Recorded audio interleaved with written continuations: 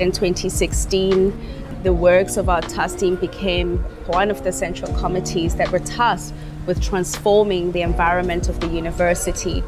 And part of that work was to create works that enable engagement and also bring in the kind of fluidity and ephemerality of creative work. The Fire this time is a title that was conceptualized by Pamela Dlungwana, a curator who at that time was tasked with steering this particular project. The main concept was to bring together all of the memories of the events that have happened, particularly at the Sarah Baartman precinct. A lot of those sites in this particular space, they are profound in terms of the ways in which this university, and especially the way that we think about transformation, where it was sparked. And we were really grateful to have artists who came to think with us in their various interventions and engaging with the various sites in this space in creating that central way of thinking about transforming space. The installation started at Rhodes Memorial, and there was kind of a procession down through UCT until we got to Sarah Baartman Hall. And then from Sarah Baartman, there was another kind of like moment, and then a procession down to this plinth, the old Cecil John Rhodes shadow. Something about a haunting, a mourning, and that it's been, at least since my time, even in UCT, there's like little invisible insurrections that happen even inside here. 2017, I think, were the last spurs. I wondered if the students that were coming in, first year, second years, even had a memory that they could tie like physically to themselves and to the space that might drive the thing that burnt in us.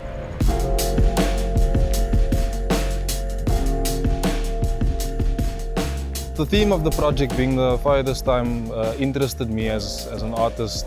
I painted on the materials, on paper, which I then cut out and stuck onto the wall behind me. The piece incorporated elements about indigenous and alien vegetation in the city, which was a huge cause of the spread of the fire, and also the cause of the fire jumping from place to place, damaging different parts of the campus.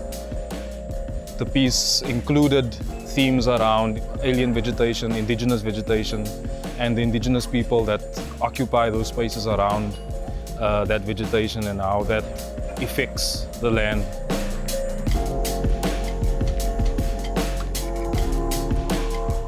The performance of itself takes a look at the act of being present, takes a look at how Black bodies are viewed and perceived, not just in the university on its own, but how we are seen in the streets and in the rest of the country.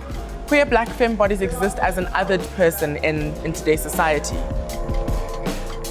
There's a labor in being still within a university that speaks so loud, that has such a robust energy about it.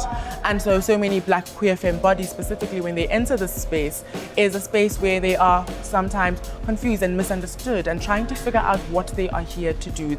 So the series of poses that I go through, they pay homage to Vogue, ballroom culture specifically. They pay homage to the Sarah Baartman statue that was in the library that was undressed and dressed and undressed and all these other things. They pay homage to the people that spend all of their lives here building what we are standing on today. It's a ritual of becoming, of rebirth, of resurrecting whatever remnants of history was there, has now gone up in smoke and has now, permeated the rest of the atmosphere and the world in and of itself. And that they would finally be released into the ether and finally find rest.